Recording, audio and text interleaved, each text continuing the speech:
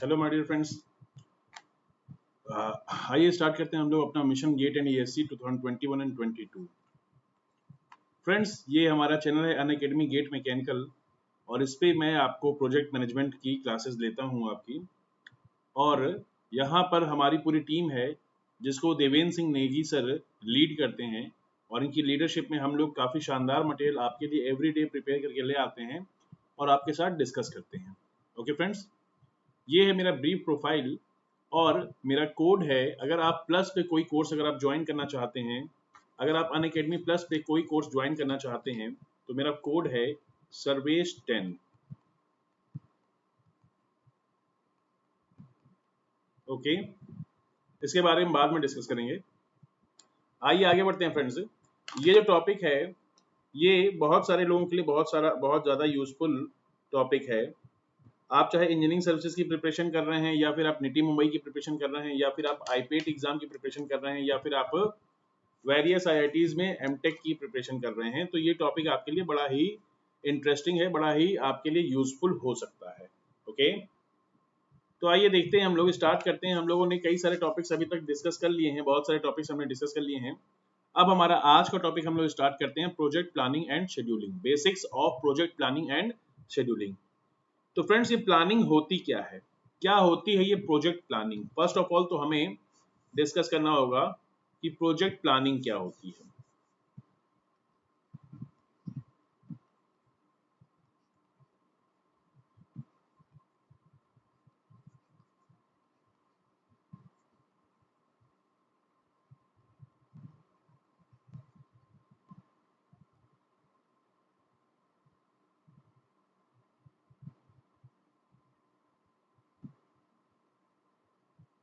Project planning क्या होती है फ्रेंड्स? प्रोजेक्ट प्लानिंग में फ्रेंड्स हम लोग करते क्या है कि फर्स्ट ऑफ ऑल हम लोग जो प्रोजेक्ट की रिक्वायरमेंट्स होती हैं उनको आइडेंटिफाई करते हैं और फिर प्रोजेक्ट को अलग अलग डिस्क्रीट एक्टिविटीज में ब्रेक डाउन कर लेते हैं। ओके, फिर इन डिस्क्रीट एक्टिविटीज में ब्रेक डाउन करने के बाद इन एक्टिविटीज का सीक्वेंस आइडेंटिफाई करते हैं और ये देखते हैं कि कौन सी एक्टिविटी पहले करनी है, कौन सी एक्टिविटी बाद में करनी है और वो कौन कौन सी एक्टिविटीज हैं जिनको पैरेलल में किया जा सकता है।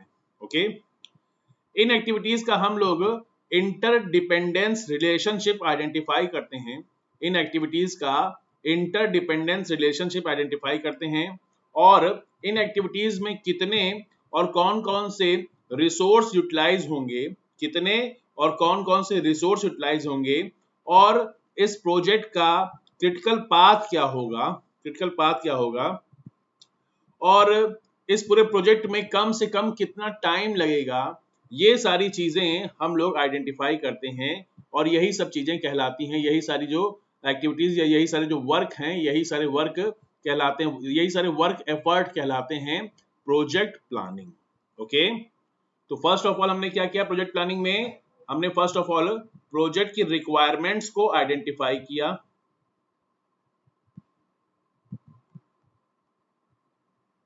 Identify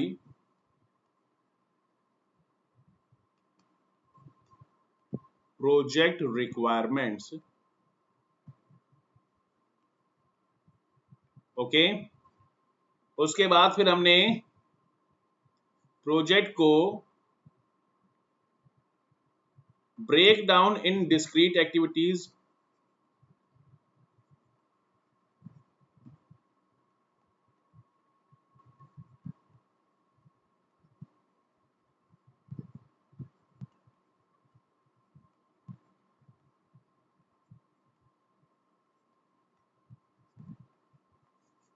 break down in discrete activities. उसके बाद फिर हर एक एक्टिविटी का सीक्वेंस आइडेंटिफाई किया, identify the sequence of activities, identify the sequence of activities.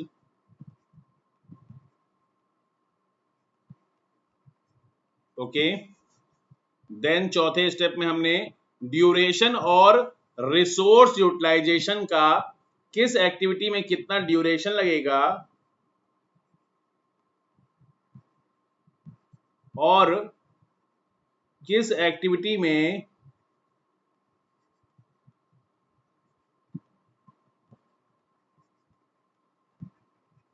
कितने रिसोर्सेज का यूटिलाइजेशन होगा, इन चीजों का हम लोग आइडेंटिफिकेशन करते हैं, इन चीजों को हम लोग चेक करते हैं। उसके बाद फिर इस प्रोजेक्ट का क्रिटिकल पाथ क्या होगा, critical path and total project duration, या फिर प्रोजेक्ट का ड्यूरेशन क्या है,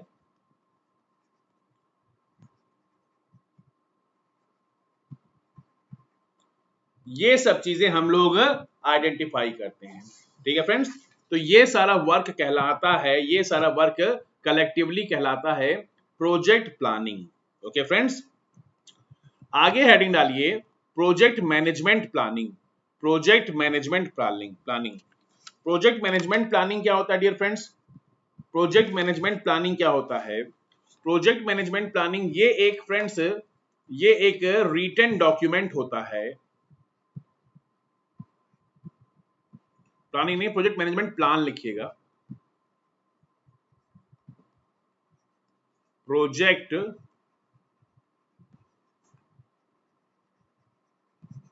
management plan, project management plan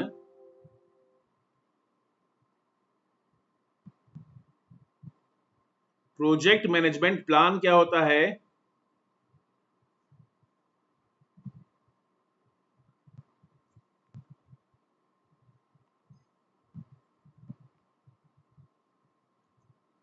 project management plan friends ये एक रिटन डॉक्यूमेंट होता है। प्रोजेक्ट मैनेजमेंट प्लान ये एक रिटन डॉक्यूमेंट होता है जो कि प्रोजेक्ट मैनेजर जिसको बनाता है, ये एक रिटन डॉक्यूमेंट होता है जिसको प्रोजेक्ट मैनेजर बनाता है। और इसको बनाते समय हम लोग स्टेक होल्डर्स या कस्टमर्स का इनपुट लेते हैं। ओके, स्टेक होल्डर्स और कस्टमर्स का इनपुट लेते हैं। इसमें 9 नॉलेज एरियाज का खास ख्याल रखा जाता है। 9 इंपॉर्टेंट क्राइटेरियाज होते हैं जिनका खास ख्याल रखा जाता है, जैसे कि scope of project, okay, time duration of project, cost occurring in project, quality of the work, उसके बाद human resource issues, after that communication issues, after that risk management, then procurement and then project integration management. Okay, ये 9 areas होते हैं।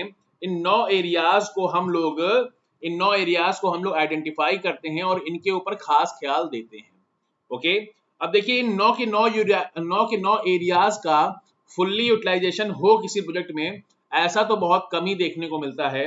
लेकिन पर ये project manager की responsibility होती है कि वो किस नॉलेज एरिया को कितना इंपॉर्टेंस दे रहा है। ओके, ये प्रोजेक्ट मैनेजर की रिस्पॉन्सिबिलिटी होती है कि वो किस नॉलेज एरिया को कितना इंपॉर्टेंस दे रहा है। ये जो प्रोजेक्ट मैनेजमेंट प्लान है, इसकी जरूरत क्या पड़ती है फ्रेंड्स, इसकी क्या नीड क्या होती है? प्रोजेक्ट मैनेजमेंट प्लान की हेल्प से होता क्या है कि हमें यह पता चलता है कि किसी भी प्रोजेक्ट में कौन कौन सी प्रोसेस, कौन कौन सी एक्टिविटीज करनी है। ओके, उन एक्टिविटीज या प्रोसेस का आपस में रिलेशनशिप क्या है, उन एक्टिविटीज या प्रोसेस का आपस में रिलेशनशिप क्या है, उनका सीक्वेंस क्या है, कौन सा पहले कौन सा बाद में, कौन कौन सा पैरेलल। ओके, इसी के साथ साथ प्रोजेक्ट मैनेजमेंट प्लान की हेल्प से जो प्रोजेक्ट मैनेजर होता है वो प्रोजेक्ट को मॉनिटर भी कर सकता है, और प्रोजेक्ट के चलने के दौरान बीच में अगर किसी टाइम पे कोई एक्टिविटी पिछड़ रही होती है या कोई एक्टिविटी अपनी प्लानिंग के हिसाब से उस तरीके से नहीं हो रही होती जैसी होनी चाहिए, कोई कमी रह जा रही है, तो इस प्रोजेक्ट मैनेजमेंट प्लान की हेल्प से प्रोजेक्ट मैनेजर इस चीज को आइडेंटिफाई कर सकता है और ये उस जो प्रॉब्लम रह जा रही है, जो कमी रह जा रही है, उस कमी को दूर करने के लिए उस कमी को इंप्रूव कर सकता है या कंट्रोल कर सकता है। ठीक है फ्रेंड्स, इसी तरीके से ये प्रोजेक्ट मैनेजमेंट प्लान की हेल्प से प्रोजेक्ट मैनेजर प्रोजेक्ट की प्रोग्रेस को देखता रहता है, और इसी के साथ साथ प्रोजेक्ट में ऐसे कुछ जो रिस्क आ सकते हैं, जो कि प्रोजेक्ट के ऊपर निगेटिव इंपैक्ट डाल सकते हैं, उनको भी आइडेंटिफाई किया जा सकता है इस प्रोजेक्ट मैनेजमेंट प्लान की हेल्प से, और उनको आइडेंटिफाई करके उनको आने से रोकने के लिए जो भी एफर्ट्स डाले जा सकते हैं, जो भी वर्क एफर्ट्स किए जा सकते हैं, उन वर्क एफर्ट्स को कैरी आउट करने का काम प्रोजेक्ट मैनेजर इस प्रोजेक्ट मैनेजमेंट प्लान की हेल्प से कर सकता है। ओके, तो लिख लीजिए इसमें प्रोजेक्ट मैनेजमेंट प्लान क्या होता है। ये it's an written document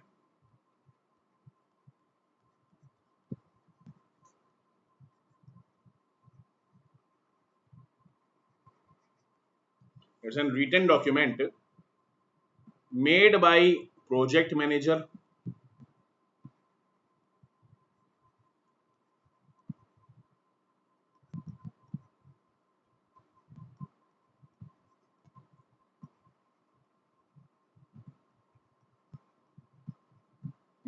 project manager input taken from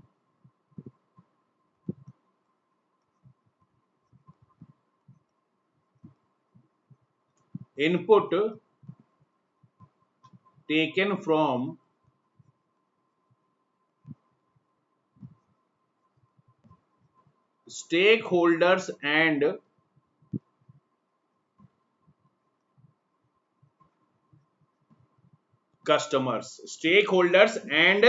customers।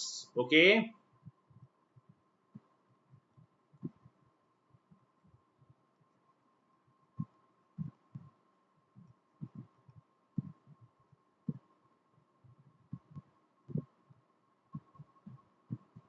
यहां पर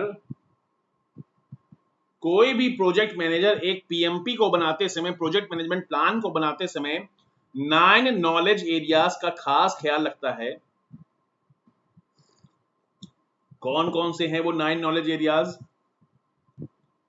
प्रोजेक्ट का स्कोप, देन प्रोजेक्ट का time duration,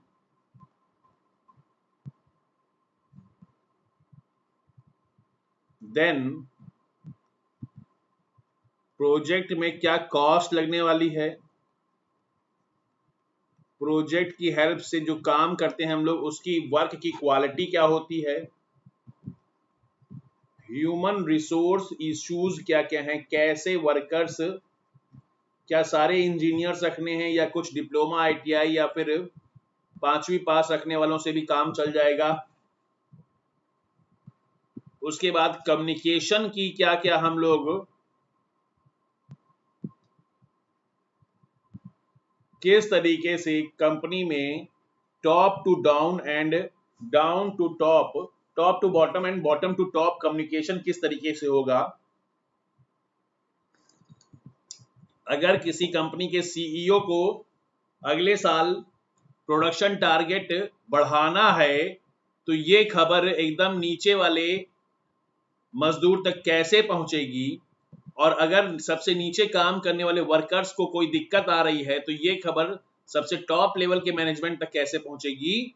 in communication strategy को ख्याल रखते हैं हम लोग। यहाँ पर प्रोजेक्ट में कौन कौन से रिस्क आ सकते हैं, प्रोक्यूरमेंट के बारे में भी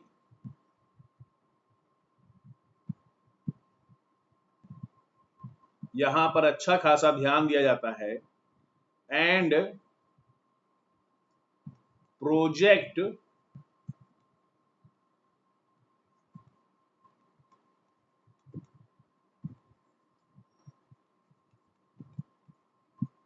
integration management. Okay, project integration management का भी बहुत खास ख्याल रखते हैं। अब देखिए फ्रेंड्स, होता क्या है कि प्रोजेक्ट मैनेजमेंट प्लान को डेवलप करने के लिए हम लोग कौन कौन से इनपुट का इस्तेमाल करते हैं, वो कौन कौन से, जैसे जैसे हमने बोला ना कि स्टेक होल्डर्स और कस्टमर्स से हम लोग इनपुट लेते हैं। स्टेक होल्डर्स और कस्टमर्स से हम लोग इनपुट लेते हैं, तो ये इनपुट किस किस टाइप के हैं आइए जरा ये देख लेते हैं हम लोग। तो देखिए क्या है कि ये जो इनपुट हैं, इनपुट्स रिक्वायर्ड, यहां पर हेडिंग डालिएगा दोस्तों,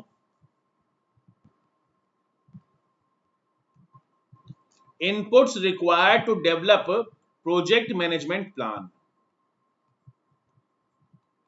Inputs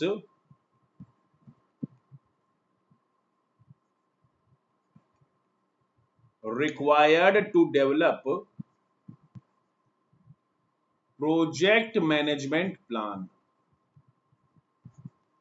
Project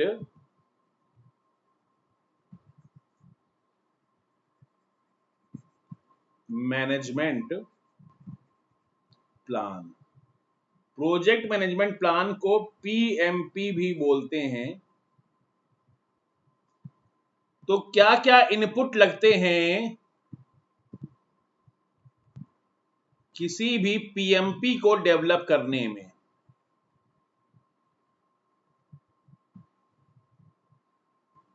ओके, किसी भी पीएमपी को डेवलप करने में क्या क्या इनपुट लगते हैं? एक तो है project charter.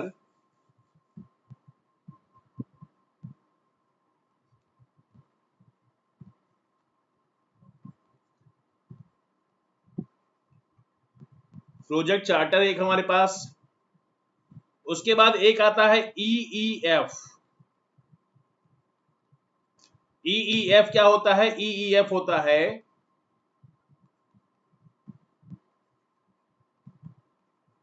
Enterprise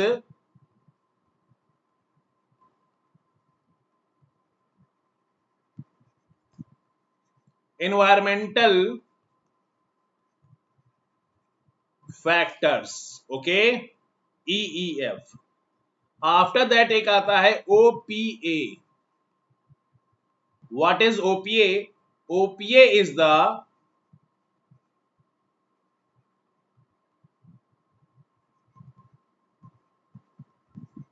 organisational process asset.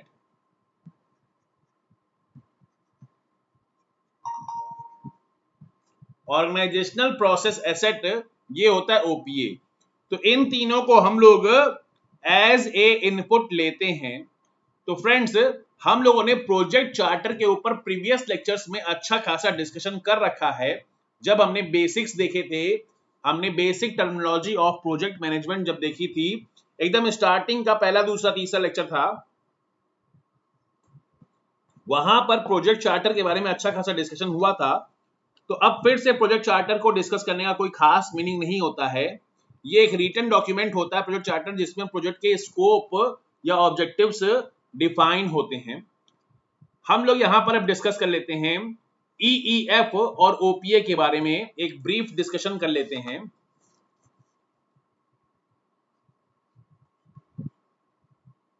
What is EEF?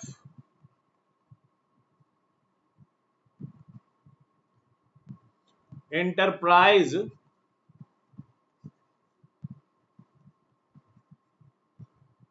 Environmental factors.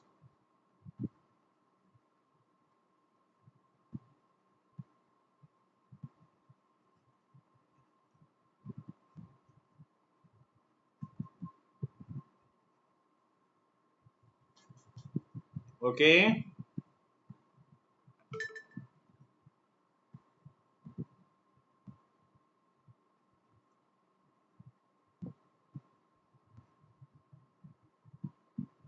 Enterprise environmental factors क्या कहता है ये एंटरप्राइज एनवायरमेंटल फैक्टर?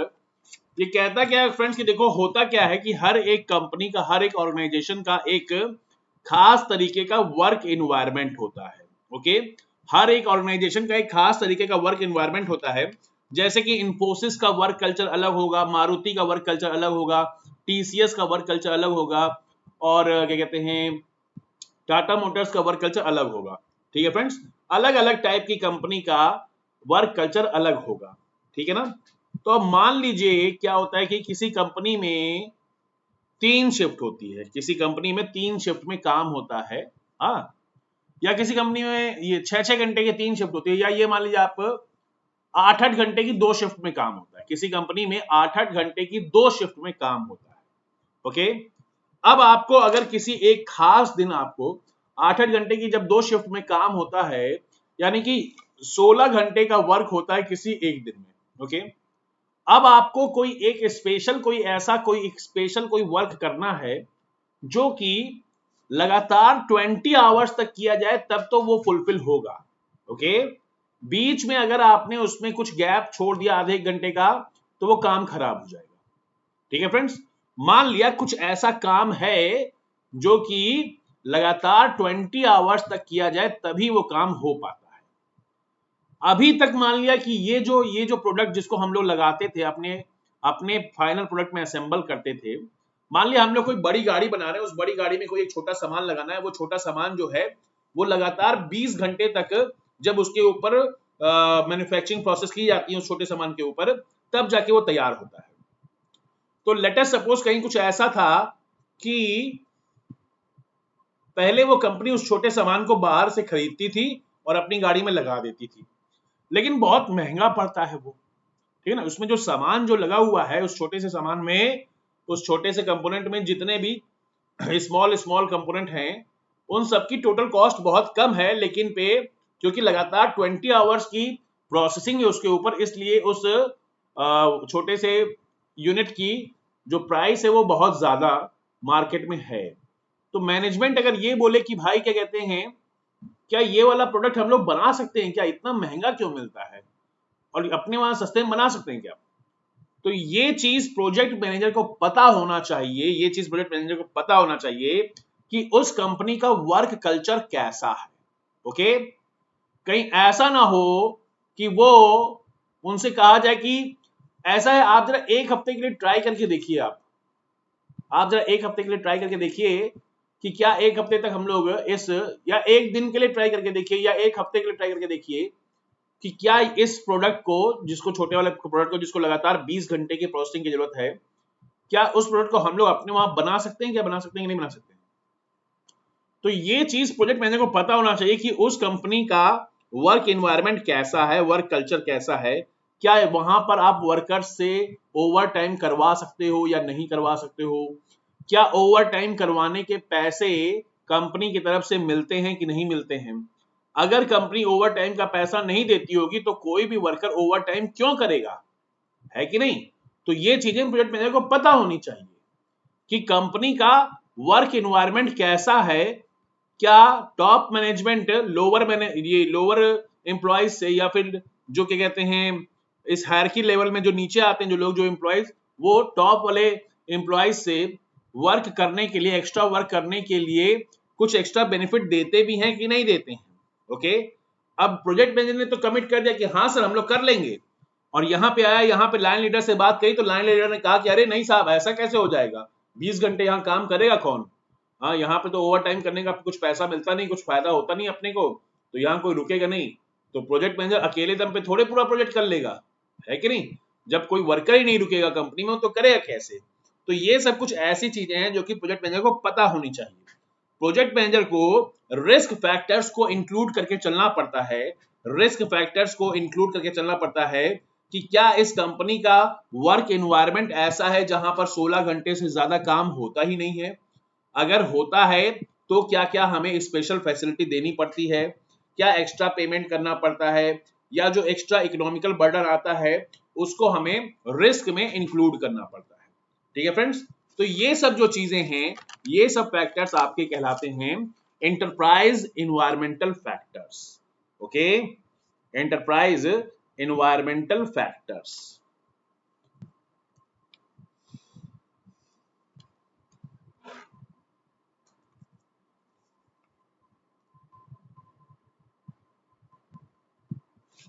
ओके, तो इसमें लिख लीजिए, दो शब्द लिख लीजिएगा,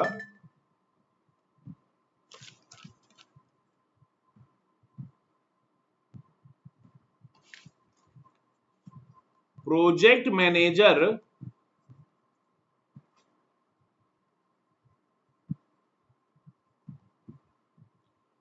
have to deal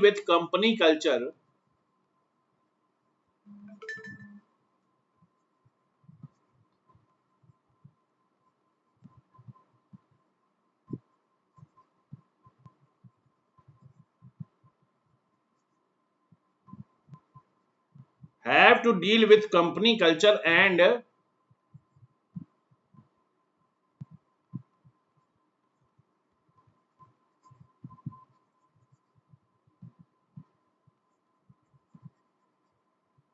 existing systems, okay, and existing systems.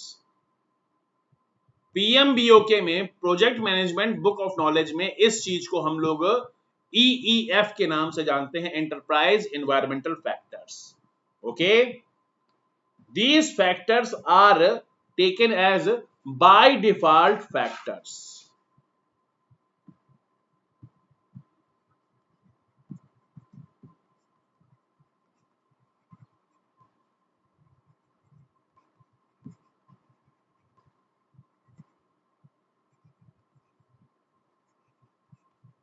These factors are taken as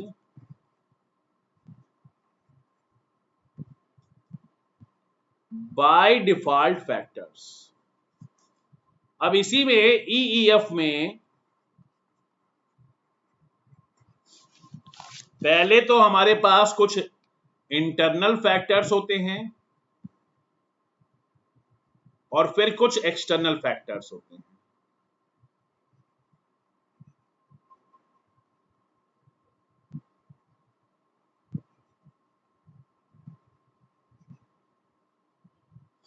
organisational work culture,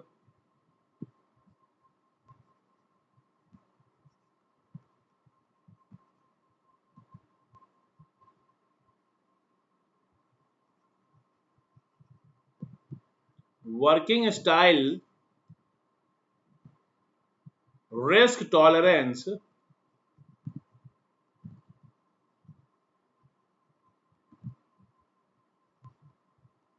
these are the internal factors of enterprise environment, okay.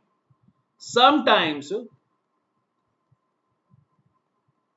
we have to take care external factors also, sometimes we have to take care external factors also, as like country culture, market conditions, political situations, weather conditions, government regulations or project location, okay. Country culture,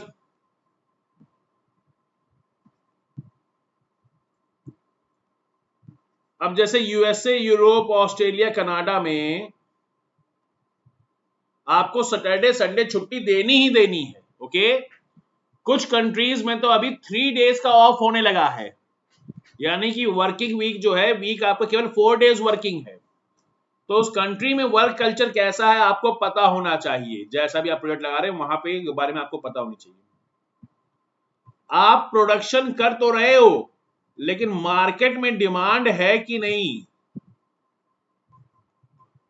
market की condition कैसी चल रही है, इस बारे में भी ध्यान देना बहुत जरूरी होता है, ओके। ऐसे ही किसी कंट्री की पॉलिटिकल सिचुएशन स्ट्रांग है या नहीं, ये बड़ा इंपॉर्टेंट फैक्टर है। अभी जैसे महाराष्ट्र में जैसे ही ये एक गवर्नमेंट, पिछली गवर्नमेंट हटी और नई गवर्नमेंट आई, तो नई गवर्नमेंट ने आते ही जो जापान के साथ इंडिया की सेंट्रल गवर्नमेंट का जो जापान के साथ एक बुलेट ट्रेन का जो प्रोजेक्ट चल रहा था अहमदाबाद से मुंबई के बीच में, उस प्रोजेक्ट को उन्होंने होल्ड पे रख दिया है। उसमें कुछ उन्होंने अपनी तरफ से कुछ उसमें इश्यूज रेज किए हैं और उन इश्यूज के सॉल्व होने तक ये चीज पॉसिबल नहीं है, ये प्रोजेक्ट आगे नहीं बढ़ पाएगा। तो ये चीजें ऐसी जो पॉलिटिकल पार्टीज जो आती रहती हैं, और ये काम हर पार्टी करती, कोई सच ऐसा नहीं कि एक ही पार्टी ये काम करती है, ये काम हर पार्टियां करती हैं, पूरे वर्ल्ड लेवल पे ये काम होता है। तो पॉलिटिकल सिचुएशन स्टेबल है कि नहीं है, इस बात का खास ख्याल रखना पड़ता है प्रोजेक्ट मैनेजर को। ऐसे ही वेदर कंडीशंस,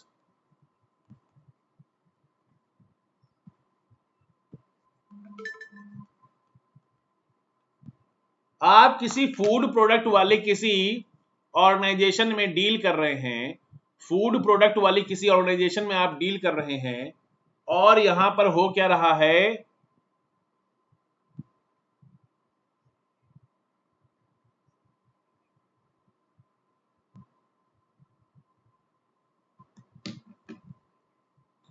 आप किसी फूड प्रोडक्ट वाली ऑर्गेनाइजेशन में डील कर रहे हैं और यहां पर क्या हो रहा है फ्रेंड्स कि लेट अस सपोज आखिरी दिन बारिश हो गई, ठीक है ना, आखिरी दिन बारिश हो गई, मतलब कि जिस समय आपको फसल काटनी थी उसी समय, जिस समय आपको फसल काटनी थी उसी समय, ओहो हो सॉरी सॉरी, जिस समय आपको फसल काटनी थी उसी समय बारिश हो गई, ठीक है फ्रेंड्स। तो बारिश हो गई तो उससे क्या हुआ, बारिश हो गई तो उससे क्या हुआ, ये आपका जो फसल थी वो खराब हो गई, फसल खराब हो गई तो उस वजह से जो आपका प्रोडक्ट है, जो कि फूड प्रोडक्ट जो है, वो भी खराब होने के चांसेस उसके बढ़ जाते हैं, उसके मार्केट में टाइम से आने के चांसेस कम हो जाते हैं। तो इन चीजों का खास ख्याल रखना पड़ता है वेदर कंडीशंस के हिसाब से। गवर्नमेंट तो मान लीजिए स्टेबल है, पॉलिटिकल सिचुएशन स्टेबल है, वही एक पार्टी की सरकार है, लेकिन गवर्नमेंट रेगुलेशंस अगर चेंज हो जाते हैं तो आप क्या कर सकते हो। अभी ये कोविड-19 के टाइम पे, कोविड-19 ये जो लॉकडाउन हुआ है, इस समय जहां पूरी दुनिया भर के कंपनियों के शेयर्स डाउन हुए हैं, तो चाइना जो कि कोविड-19 से अपने आप को काफी हद तक कंट्रोल कर चुका है, वैसे तो इसमें भी एक कॉन्स्पिरेसी है, कई लोग कुछ और कहते रहते हैं, लेकिन फिर रियलिटी ये है कि चाइना इस पैंडेमिक सिचुएशन से ओवरकम कर चुका है और चाइना में काफी सारी कंपनियां काफी फुल स्केल पे अपना प्रोडक्शन स्टार्ट कर चुकी हैं, तो वहां पर चीजें कंट्रोल में आ चुकी हैं, तो वहां की कंपनियों के शेयर्स ज्यादा डाउन नहीं हुए हैं, और शेयर्स ज्यादा डाउन ना होने की वजह से वो काफी अच्छी कंडीशन में हैं, और इस समय चाइनीज कंपनियां पूरे वर्ल्ड लेवल पर कई सारी कंपनीज के शेयर्स खरीद रही हैं। ओके, तो इंडिया में क्या था, इंडिया में पहले से एक रूल था कि बांग्लादेश और पाकिस्तान, इन दो कंट्रीज की जो कंपनियां हैं, इन दो जो कंट्रीज की जो कुछ कंपनियां हैं, वो इंडियन कंपनियों में शेयर्स खरीदने से पहले कुछ एक स्पेशल परमिशन लेनी पड़ती थी, जो कि इंडियन गवर्नमेंट कभी देती नहीं थी, तो वो लोग कभी भी इंडियन कंपनीज के शेयर्स नहीं खरीद सकते थे। ओके, ऐसा इंडिया बांग्लादेश और इंडिया पाकिस्तान की जो पुराने टाइम पे जो कुछ एक डिफेंस राइवलरी रही है, उसके पॉइंट ऑफ व्यू से ऐसा किया गया था कि आजकल के जमाने में जरूरी नहीं है कि आपको कोई बम मार करके ही आपका नुकसान पहुंचाए, आपका इकोनॉमिकल बेस जो है उसे अगर कोई डिस्टर्ब कर दे तो आप अपने आप सड़क पे आ जाओगे, तो ऐसा भी कई लोग करते हैं। तो इंडिया और पाकिस्तान और बांग्लादेश तीनों ने ही आपस में ये चीजें कर रखी हैं। ओके, तो अभी ये जो कोरोना वायरस लॉकडाउन के समय ये चाइनीज कंपनियां पूरे वर्ल्ड लेवल पर जब इन्होंने खरीदना शुरू किया, और इंडिया में एक कंपनी का एक लोन देने वाली एक कंपनी का एक चाइनीज बैंक ने 1% शेयर खरीदा। ओके, 1% शेयर खरीदा तो तुरंत ही गवर्नमेंट ऑफ इंडिया के कान खड़े हो गए, उन्होंने उस पॉलिसी को चेंज कर दिया, उन्होंने उस रेगुलेशन को चेंज कर दिया। पहले जो इंडिया के सिर्फ जो दो नेबरिंग कंट्रीज थे, पाकिस्तान और बांग्लादेश, वही रूल अब एक्सटेंड करते हुए इंडिया की सारी नेबरिंग कंट्रीज के लिए कर दिया गया है कि इंडिया की सारी नेबरिंग कंट्रीज, जिसमें मेनली इफेक्ट जो था, क्योंकि आप सिर्फ चाइना का नाम इसमें डालोगे तो थोड़ा सा कुछ प्रॉब्लम रहती है वर्ल्ड लेवल पे, कई सारी इंटरनल फैक्टर्स होते हैं जो कि आप लोग अभी नहीं समझ पाएंगे। तो इन्होंने क्या किया, इंडियन गवर्नमेंट ने एक नई पॉलिसी लेकर के आ गया कि अब आपको सिर्फ और सिर्फ जो इंडिया की जो भी सातों जो क्या नाम है नेबरिंग कंट्रीज हैं, उन्हें इंडियन कंपनियों के शेयर्स खरीदने से पहले गवर्नमेंट ऑफ इंडिया से परमिशन लेनी पड़ेगी। अगर गवर्नमेंट ऑफ इंडिया परमिट करती है तो ही ये काम हो सकता है। तो देखिए, गवर्नमेंट ने रेगुलेशन चेंज कर दिया, अब आप कुछ कर ही नहीं सकते हो। तो ये सब कई सारी चीजें होती हैं। ऐसे ही project location,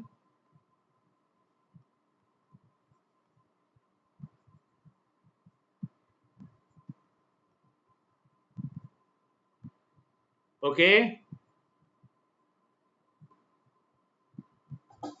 project location, let us suppose आप कोई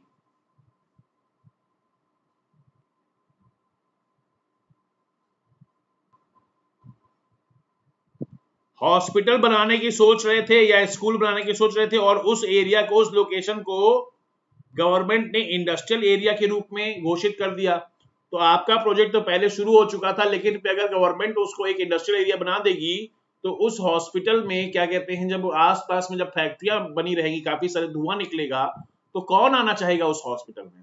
ऐसे कई सारे इन्वायरमेंटल फैक्टर्स हैं जो कि आपके बिजनेस के ऊपर, आपके ऑर्गेनाइजेशन के ऊपर इफेक्ट डालते हैं। तो प्रोजेक्ट मैनेजर को इन सारी चीजों के साथ डील करना पड़ता है। ठीक है फ्रेंड्स, तो ये चीजें ध्यान में रखिएगा। अगला जो हमारा टॉपिक है वो क्या है, ओपीए, ऑर्गेनाइजेशनल प्रोसेस एसेट। हमारा नया टॉपिक है, नेक्स्ट टॉपिक है ओपीए।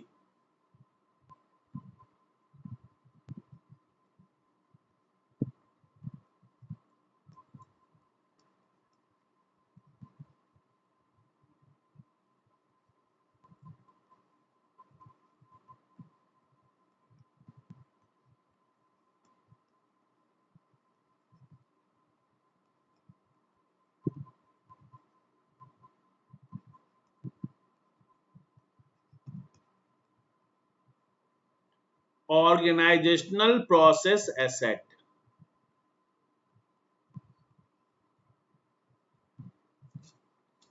इसमें देखिए क्या होता है फ्रेंड्स, कि प्रोजेक्ट मैनेजर को एग्जिस्टिंग प्रोसेस के साथ साथ जो कुछ हिस्टोरिकल इंफॉर्मेशन होती है उसके साथ भी डील करना पड़ता है। ओके, इससे क्या फायदा होता है, इससे ये फायदा होता है कि कंपनी को प्लानिंग करने के लिए एक प्रॉपर डायरेक्शन और गाइडेंस मिल जाती है। ओके, कोई भी प्लानिंग करने के लिए प्रॉपर डायरेक्शन एंड गाइडेंस मिल जाती है। ओके, और फिर इसकी हेल्प से ये जो हमारे जो भी एक्सपीरियंस होता है, ये जो हिस्टोरिकल इंफॉर्मेशन होती है, उसके एक्सपीरियंस को लेसन्स लर्नड के नाम से हम लोग रिमेंबर रखते हैं और फिर इस हिस्टोरिकल इंफॉर्मेशन को यूज करते हैं। ओके, किसी भी प्रोजेक्ट मैनेजर को ये चीजें देखनी पड़ती हैं कि जिस कंपनी के प्रोजेक्ट को वो हैंडल करने जा रहा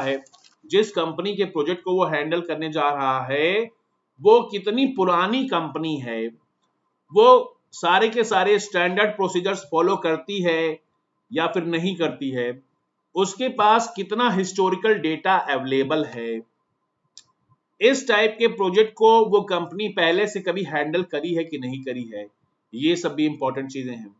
ये सारी इंफॉर्मेशन जो होती है, ये किसी भी प्रोजेक्ट मैनेजर को एक बेटर प्लानिंग करने की डायरेक्शन और गाइडेंस प्रोवाइड करती है। अगर ये कंपनी, ठीक है फ्रेंड्स, अगर ये कंपनी एकदम न्यू कंपनी है जिसने ऐसा प्रोजेक्ट कभी हैंडल ही नहीं किया है, तो ये प्रोजेक्ट मैनेजर को ये सारी प्लानिंग अपने एक्सपीरियंस से करनी पड़ती है। ओके, तो प्रोजेक्ट मैनेजर को अपनी सारी प्लानिंग अपने एक्सपीरियंस से करनी पड़ती है। अदरवाइज अगर उस कंपनी ने कुछ ये ऐसा प्रोजेक्ट पहले से हैंडल कर रखा है, तो प्रोजेक्ट मैनेजर का भी जो एक्सपीरियंस है वो भी काम आ जाएगा और इस कंपनी के पास जो पास्ट हिस्टोरिकल डेटा है वो भी काम आ जाएगा। ओके, तो अगर हम लोग पहले से ही प्रोसेस की अवेलेबल इंफॉर्मेशन का इस्तेमाल कर लें कि किसी भी प्रोसेस में क्या होता है, इसे कब करना होता है, इसको कहां पर करते हैं, इसे क्यों करते हैं, इसे कौन करता है, या फिर इसको कैसे करते हैं, यानी कि 5W1H, what, when, where, why, whom and how. ठीक है फ्रेंड्स, 5W1H का जो कंडीशन है, अगर ये इंफॉर्मेशन अवेलेबल रहे किसी प्रोजेक्ट मैनेजर के पास, तो उसको प्लानिंग करने में काफी सहूलियत होती है और यही जो इंफॉर्मेशन है, यही इंफॉर्मेशन कहलाती है ऑर्गेनाइजेशनल प्रोसेस एसेट। ओके, तो इसमें लिख लीजिएगा,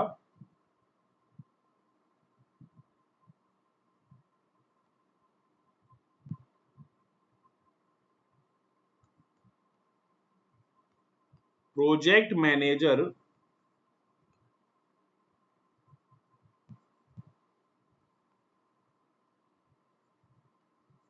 needs to deal with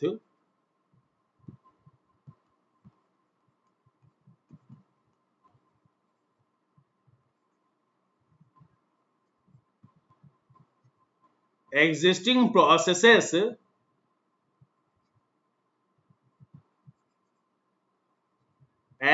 well as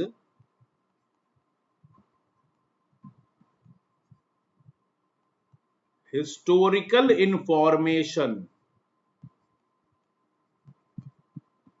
Okay, historical information too.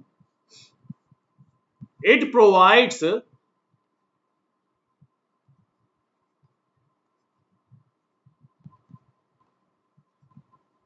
it provides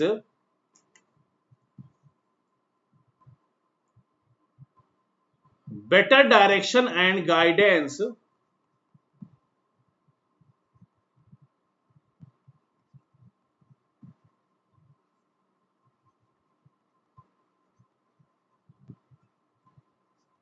for planning.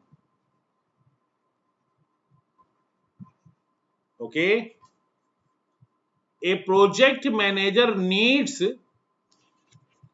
the information like 5W1H. 5W means what, when, where, why, whom, and how. Okay, whom नहीं, who होता है, whom नहीं, कौन करेगा, who, क्या करना है, कब करना है, कहां करना है, क्यों करना है, कौन करेगा और कैसे करेगा। ये जो इंफॉर्मेशन है किसी भी प्रोसेस के बारे में, ये इंफॉर्मेशन कहलाती है ऑर्गेनाइजेशनल प्रोसेस एसेट। ओके, इस इंफॉर्मेशन का इस्तेमाल करके कोई भी प्रोजेक्ट मैनेजर बड़ी आसानी से प्रोजेक्ट के लिए प्लानिंग कर सकता है। ओके, तो अब देखिए फ्रेंड्स क्या होता है कि शेड्यूलिंग पे आते हैं हम लोग। हमने प्लानिंग तो देख लिया, शेड्यूलिंग पे आते हैं। शेड्यूलिंग क्या होती है, व्हाट इज शेड्यूलिंग। प्लानिंग देख ली हमने, अब हम लोग आ रहे हैं शेड्यूलिंग पे।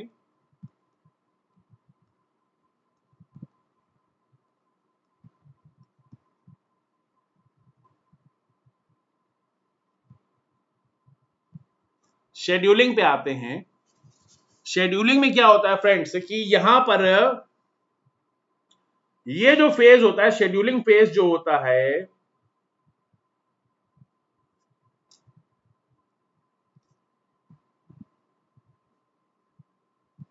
शेड्यूलिंग फेज जो होता है,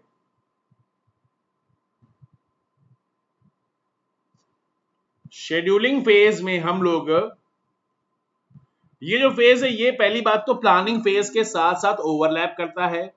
इसमें हम लोग हर एक्टिविटी के लिए टाइम एस्टिमेट का पता लगाते हैं।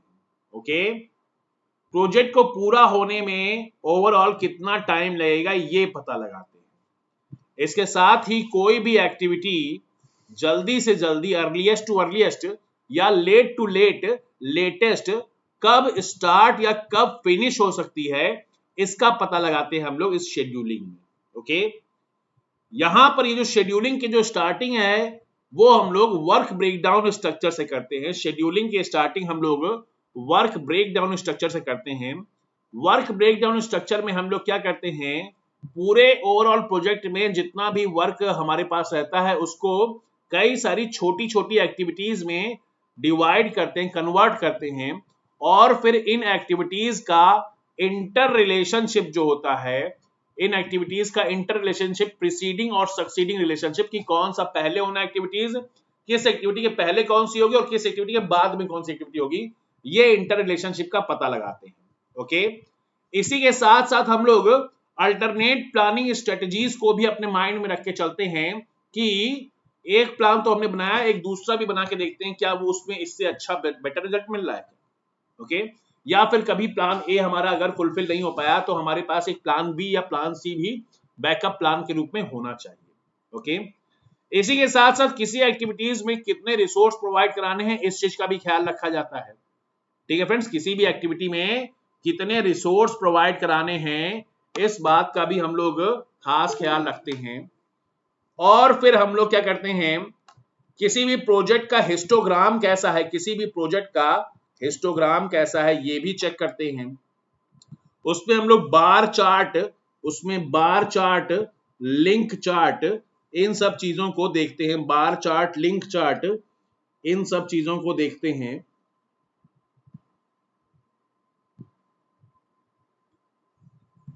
उसके बाद फिर हम लोग माइलस्टोन चार्ट तैयार करते हैं।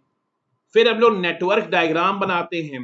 फिर हम लोग कंप्लीट ड्यूरेशन का पता लगाते हैं और फिर तब रेगुलर इंटरवल पर प्रोजेक्ट की प्रोग्रेस का रिव्यू करते हैं और मॉनिटरिंग करते हैं। ओके,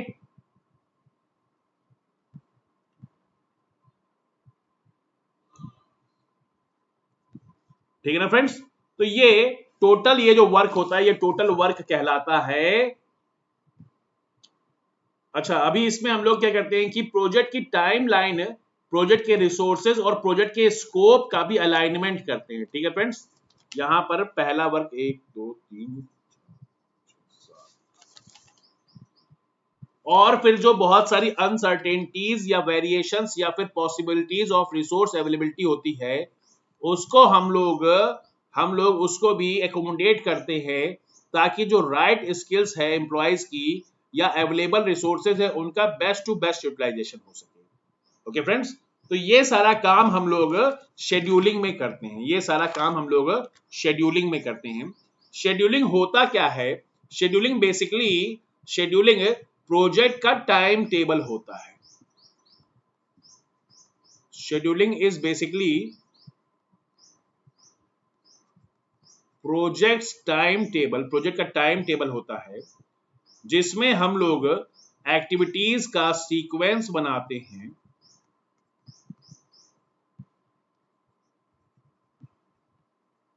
एक्टिविटीज का सीक्वेंस बनाते हैं, उनका हम लोग माइलस्टोन डिसाइड करते हैं और फिर एक डेडलाइन तय करते हैं कि उस डेडलाइन तक ये एक्टिविटीज पूरी हो जाए। इनकी हेल्प से हम लोग, शेड्यूलिंग की हेल्प से हम लोग प्रोजेक्ट का प्लान बनाते हैं और ये प्रोजेक्ट मैनेजर होता है जिसको ये पता रहता है कि इस प्रोजेक्ट प्लान में हमें कौन सा वर्क, कौन सी एक्टिविटी कब हमें डिलीवर करनी है। इसी की हेल्प से हम लोग रिसोर्स एलोकेशन भी करते हैं। ये प्रोजेक्ट शेड्यूल की हेल्प से रिसोर्स एलोकेशन का काम भी किया जाता है और जो सही आदमी है किसी भी काम के लिए, जो राइट एम्प्लॉय है उसको फाइंड आउट किया जाता है और उसको वही काम असाइन किया जाता है। ये जिम्मेदारी प्रोजेक्ट मैनेजर की होती है। Okay friends,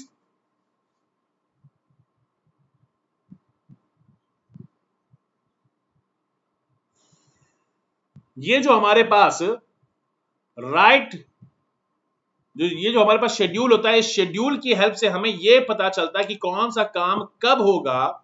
when all that should happen, when all that should नहीं, एक्टिविटी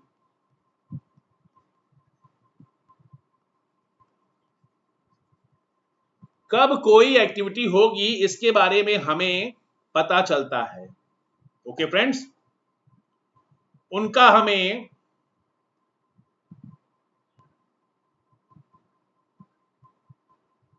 और इसी के साथ साथ अगर कोई एक्टिविटी अगर लेट हो रही है, अगर कोई एक्टिविटी लेट हो रही है तो फिर हम लोग अपने प्रोजेक्ट के स्कोप में चेंजेस भी ला सकते हैं, अपने प्रोजेक्ट के स्कोप में चेंजेस भी ला सकते हैं।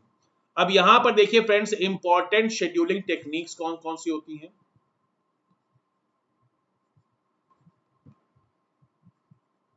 इंपॉर्टेंट शेड्यूलिंग टेक्निक्स,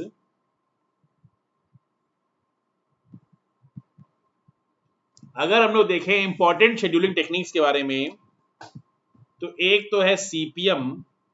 यहां पर हमारे पास कई सारे ऑप्शंस हैं। सबसे पहले है मैथमेटिकल एनालिसिस।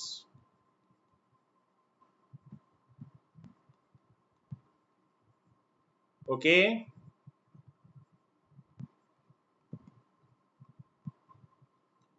मैथमेटिकल एनालिसिस में एक तो आता है सीपीएम, क्रिटिकल पाथ मेथड, और दूसरा आता है program evaluation review technique. Okay, CPM आपका एक डिटर्मिनिस्टिक नेचर का मैथमेटिकल एनालिसिस का टेक्निक है, जिसमें हम लोग के पास केवल एक ही टाइम एस्टिमेट होता है, जबकि पर्ट एक प्रोबेबिलिस्टिक नेचर का टेक्निक है जहां पर 3 टाइम एस्टिमेट होता है। पर्ट एक प्रोबेबिलिस्टिक नेचर का टेक्निक होता है जहां पर 3 टाइम एस्टिमेट होता है। Okay, after that scheduling technique की अगर बात करें, हम लोग शेड्यूलिंग टेक्निक की बात करें तो यहां पर एक ड्यूरेशन कंप्रेशन नाम का भी एक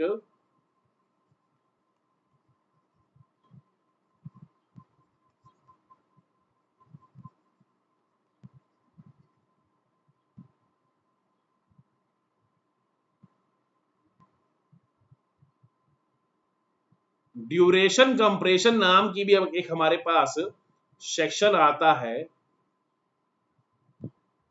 जहां पर एक तो ये फास्ट ट्रैकिंग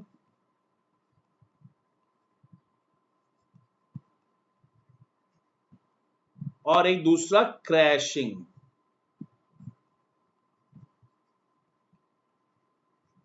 ठीक है फ्रेंड्स, क्रैशिंग हमें देखनी होती है। फास्ट ट्रैकिंग में क्या होता है कि इसमें हम लोग क्रिटिकल एक्टिविटीज की फास्ट ट्रैकिंग करवाते हैं, उनको जल्दी जल्दी आगे बढ़ाते हैं और प्रोजेक्ट की फिर से रीशेड्यूलिंग करवाते हैं। जबकि क्रैशिंग में क्या करवाते हैं, क्रैशिंग में हम लोग क्रिटिकल एक्टिविटीज को ज्यादा से ज्यादा रिसोर्स प्रोवाइड करवा देते हैं और एक्टिविटी को कंप्रेस करते हैं। ठीक है ना फ्रेंड्स, किसी भी एक्टिविटी को कंप्रेस करते हैं, कम टाइम में करते हैं। कई बार ऐसा करने से क्रिटिकल पाथ चेंज हो जाता है, कई बार ऐसा करने से क्रिटिकल पाथ चेंज हो जाता है।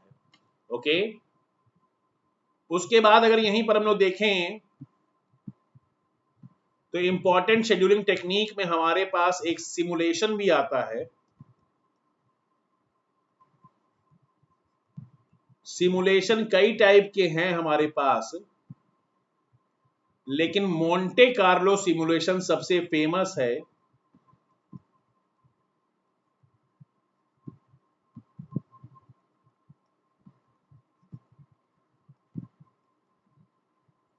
मोंटे कार्लो सिमुलेशन सबसे ज्यादा फेमस है शेड्यूलिंग एक्टिविटीज के लिए। और उसके बाद at last resource levelling heuristic,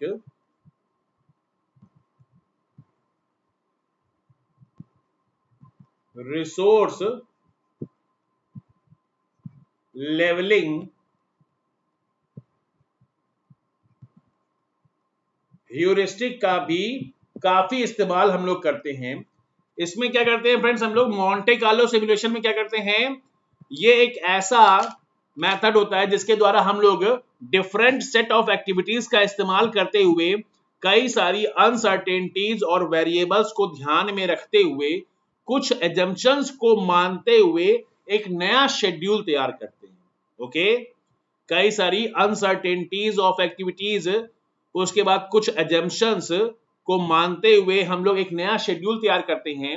और ऐसा सिमुलेशन करते समय हम लोग कई सारे स्कोप और एजम्पशन को अपने माइंड में रखते हैं। ओके, स्कोप और एजम्पशंस को अपने माइंड में रखते हैं, और अगर कभी प्रोजेक्ट का स्कोप चेंज होता है या कोई एडिशनल टास्क हमारे सामने आता है, अगर कभी प्रोजेक्ट का स्कोप चेंज होता है या कोई एडिशनल टास्क हमारे सामने आता है, तो हम लोग बड़ी आसानी से प्रोजेक्ट के शेड्यूल को रीएडजस्ट कर लेते हैं। ओके, अगर कोई हमारे पास प्रोजेक्ट का स्कोप चेंज होता है या कोई एडिशनल टास्क सामने आता है, तो प्रोजेक्ट के शेड्यूल को हम लोग रीएडजस्ट करके फिर से अपना काम शुरू कर देते हैं। वहीं ये रिसोर्स लेवलिंग ह्यूरिस्टिक में अगर देखें हम लोग, तो रिसोर्स लेवलिंग ह्यूरिस्टिक में क्या करते हैं, डिलीवरी टाइम को थोड़ा कट करते हुए शेड्यूल और रिसोर्स यूटिलाइजेशन की कटिंग कराते हैं। शेड्यूल और रिसोर्स यूटिलाइजेशन की कटिंग कराते हैं, डिलीवरी टाइम को थोड़ा सा छोटा करते हुए। अब ये रिसोर्स लेवलिंग कराने के लिए हम लोग एक्टिविटीज को डिवाइड करते हैं या फिर मर्ज करते हैं। कभी कभी ऐसा होता है कि एक सिंगल एक्टिविटी को 2 या 3 एक्टिविटीज में डिवाइड कर देते हैं, और या फिर कभी कभी ऐसा होता है कि 2 या 3 एक्टिविटीज को मर्ज करके एक सिंगल एक्टिविटी बना देते हैं, ताकि रिसोर्स अवेलेबिलिटी के हिसाब से कोई भी एक्टिविटी ऐसी ना रह जाए जो कि अंडर यूटिलाइज्ड या ओवर यूटिलाइज्ड हो रखी हो। ठीक है फ्रेंड्स, रिसोर्स लेवलिंग का काम ही यही है कि हर एक एक्टिविटी के ऊपर लगभग एक इक्वल अमाउंट में रिसोर्सेज असाइन किए गए हों। कोई ऐसी एक्टिविटी ना हो जो उसको बहुत ज्यादा जहां पर वर्क करना पड़ रहा हो, वर्कर एकदम परेशान हो जाए, काम करते करते एकदम मर जाए, और कहीं कोई ऐसी एक्टिविटी ना हो जहां पर लोग मजे कर रहे हो, आराम से बैठ के पत्ते खेल रहे हो। तो ये ऐसा कोई भी काम पूरे प्रोजेक्ट में कहीं भी नहीं होना चाहिए, क्योंकि अगर ऐसा होता है तो जिनको आपने कम काम दिया है वो तो मजे करेंगे ही करेंगे, जिनको आपने ज्यादा काम दे रखा है वो भी काम करना छोड़ देंगे। वो कहेंगे यार मैं अकेले इतना काम कर रहा हूँ, मुझे भी इतनी तनख्वाह मिल रही, इनको भी इतनी तनख्वाह मिल रही, तो इनसे क्यों नहीं काम करवा लेते। तो ये सब कई सारी प्रॉब्लम्स आती रहती हैं। ठीक है फ्रेंड्स, तो ये हमारा हो गया आज का लेक्चर। आज के लेक्चर को यहीं पे स्टॉप करते हैं, कल फिर मिलेंगे। यहाँ पर फ्रेंड्स अगर आप लोग हमारा प्लस सब्सक्रिप्शन लेना चाहते हैं जिसके कई सारे बेनिफिट्स हैं आपको, तो फ्रेंड्स आप लोगों को सबसे पहले अनअकैडमी प्लस का अनअकैडमी लर्नर्स ऐप डाउनलोड करना होगा या unacademy.com पे जाना होगा। वहां पर अपना गेट ईएससी का गोल चूज करना होगा, लैंग्वेज चूज करनी होगी, सब्सक्रिप्शन बटन पे जाना होगा, जो सब्सक्रिप्शन आपको चाहिए वो उस पर क्लिक करना होगा। फिर मेरा कोड सर्वेश 10 या सर्वेश 11 इन दोनों में से कोई एक कोड अप्लाई करना होगा। किसी एक कोड को अप्लाई करने से आपको 10% का डिस्काउंट मिलेगा। दोनों ही कोड, चाहे वो सर्वेश 10 हो चाहे सर्वेश 11, दोनों से ही 10% का ही डिस्काउंट मिलता है फ्रेंड्स। ठीक है ना फ्रेंड्स, कहीं ऐसा माइंड में कुछ भी मत रखिएगा कि सर्वेश 10 से अगर 10% मिल रहा है तो सर्वेश 11 से कुछ और मिलेगा क्या, ऐसा कुछ नहीं है। दोनों में से आप कोई भी यूज करें, यूज सिर्फ एक ही करना है और डिस्काउंट आपको सिर्फ 10% का ही मिलेगा, किसी भी कोड को आप यूज करें। ठीक है फ्रेंड्स, तो ये आप ऐसे करके आप जब आगे बढ़ते हैं तो यहां से आपको क्या है कि आप अपनी बैंक डिटेल्स या डेबिट कार्ड या क्रेडिट कार्ड की डिटेल्स डाल के यहां से आप पेमेंट कर सकते हैं। यहाँ पे जब आपको 10% डिस्काउंट मिल जाता है तो आपका जो 1 साल का जो कोर्स है, 1 साल का कोर्स वो 22,500 रुपए का पड़ता है, और उसको अगर आप चाहें तो डायरेक्टली एक बार में 22,500 पे कर सकते हैं, या फिर 3 महीने, 6 महीने, 9 महीने या 12 महीने की भी ईएमआई में आप पे कर सकते हैं। अगर आपने 1 साल का कोर्स ले रखा है जिसकी आप 12 ईएमआई लेते हो, 12 ईएमआई में कन्वर्ट कराते हो, तो फ्रेंड्स उसके लिए आपको 1875 रुपए पर मंथ का खर्चा आएगा। 1875 रुपए फ्रेंड्स, इतने कम पैसे में आपको इंडिया के टॉप एजुकेटर से पढ़ने का मौका मिल रहा है। तो ये 1875 रुपए बहुत ही कम चार्ज हुआ, बिल्कुल भी इसको मत देखिए, अपनी प्रिपरेशन स्टार्ट कर दीजिए। इस साल ऑनलाइन एजुकेशन से ही आपका क्या कहते हैं नैया पार लगेगी, क्योंकि ऑफलाइन कोचिंगें इस साल नहीं चलेंगी। ऑफलाइन कोचिंगों के चलने की उम्मीद बहुत कम है। अगस्त से पहले ऑफलाइन कोचिंगों की क्लास स्टार्ट होना बहुत मुश्किल है। ठीक है फ्रेंड्स, तो ये मेरा कोड याद रखें, सर्वेश 10 है। और अगर आपको ये वीडियो पसंद आया तो इसे लाइक करें, हमारे चैनल को सब्सक्राइब करें और ये हमारे इस वीडियो को शेयर करें। ठीक है फ्रेंड्स, कल फिर मिलते हैं, तब तक के लिए wish you good luck and thank you.